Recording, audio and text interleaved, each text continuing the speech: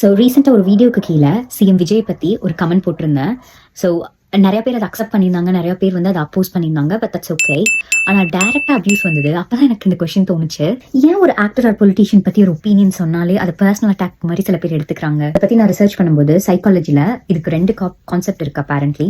ஒன்று halo effect and another one parasocial relationship. Halo எஃபெக்ட்னா ஒரு ஆக்டரோட மூவி பார்க்குறோம், தொடர்ந்து பார்க்குறோம், அதில் அவர் ரொம்ப நல்லவர், நிறைய பேர் ஃபைட் பண்ணுறாரு, ஏழைகளுக்கு உதவுறாரு. இப்போ நம்ம பிரெயின் ஆட்டோமேட்டிக்காக ரியல் லைஃப்லையும் அவர் அப்படிதான் இருப்பாருன்னு அசியூம் பண்ணுது. ஸோ அதுதான் ஹேலோ எஃபெக்ட். பேராசோஷியல் ரிலேஷன்ஷிப் அப்படின்னா ஒருத்தங்களை, ஒரு செலிபிரிட்டியை நமக்கு தெரியவே தெரியாது, அந்த செலிபிரிட்டிக்கும் நம்மள தெரியாது, பட் அவங்களோட ஒரு எமோஷனல் ரிலேஷன்ஷிப்பை கனெக்ட் பண்ணி அவங்கள பத்தி ஒருத்தங்க கிரிட்டிசைஸ் பண்ணாலே அவங்கள கிரிட்டிசைஸ் பண்ற மாதிரியும் அவங்களோட ஃபேமிலியை கிரிட்டிசைஸ் பண்ற மாதிரியும் அவங்க ஃபீல் பண்றாங்க.